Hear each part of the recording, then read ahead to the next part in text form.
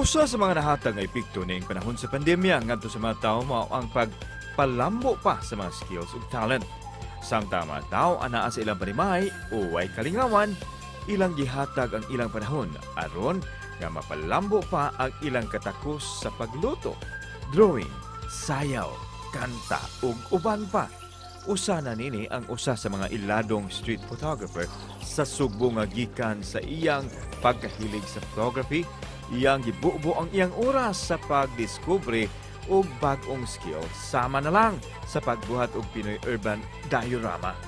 Busa atong sayran kung unsa kining diorama ug unsa kini kamahinungdanon nining panahon sa pandemya. Pinaagi sa atong pagpakikinabi kang Butch Tuong sa GMA Regional TV Live. Og makauban nato sa programa mga kapuso, Cebuano street photographer Butch Tuong. Maayong buntag kanimo, Sir Butch. Welcome sa programa. Kumusta ka ro buntag, sir? May buntag, sir, o may buntag sa tanang nagpaminaw karon adlaw. May buntag. You're a street photographer, Sir Butch. Unsa may imong buhat, sir, og can you share to us labi na rong pandemya, sir, kumusta man ang imong profession o imong gikahiligan? Mo lagi at first pagsugod gud sa pandemya, bro. Lisod-lisod yun, nag-adjust ta, pero from time to time, pagkadugay, naka-adjust na bagyan niya. Na-advantage sa kuha is, pag pandemic, daghaman ta og oras, daghan sa ko nakatunan nga mga bag-o nga skills nga magamit lang pod. Baguhay pa man lang yun ang kalag-kalag, Sir Butch. Unsa man to nga eksena or scenario imong gipakita sa imong diorama? Kuan gini siya actually, sir, kanang series gini siya ang gibuhat, wala pa mahuman ba. Parte gini sa diri sa Cebu City kay as a street photographer manggod ka nang maka-access bitaw ta sa mga like sa inyo journalist, maka-access ta sa kanang mga area nga ang normal nga tao di na makasulod. Like for example kami mosubig Pasil. Ang uban di ara sa main road pero kita makasulod man kita dito sa. So naa kita idea kung unsa ba. So ang ako is akong style sa diorama is kanang realistic ba sa atoa kanang daghan para makasabot bitaw ang mga tao nga unsa gid ay realidad ba. How do you come up with these ideas, Sir Butch? Kining unsa man mo pag-conceptualize nga o kini ako ning buhaton og miniature nga artwork? Ani ni siya kanang as a photographer dili gyapon nimo ang kini siya kong gibuhat na dala sa ni sa kong sa kuan sa photography ba.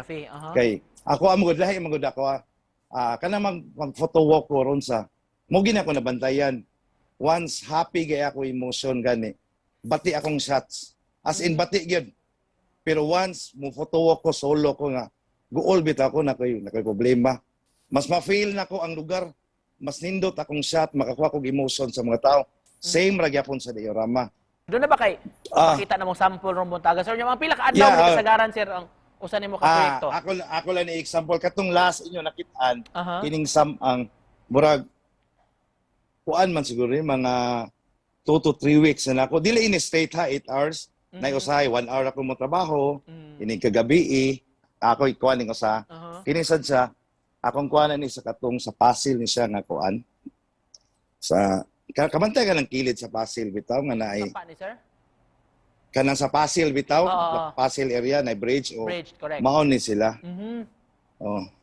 Kini maagian nimo. So ang mga detalye, maditalya na may mga patong-patong nga ligid, may mga hinayhay. So inana sa dakwa, magdepende gid. Usually 2 to 3 weeks gid. Napakay hinani makarelate man ta kanang tindahan, Lotto outlet. Lotto outlet, mga inana.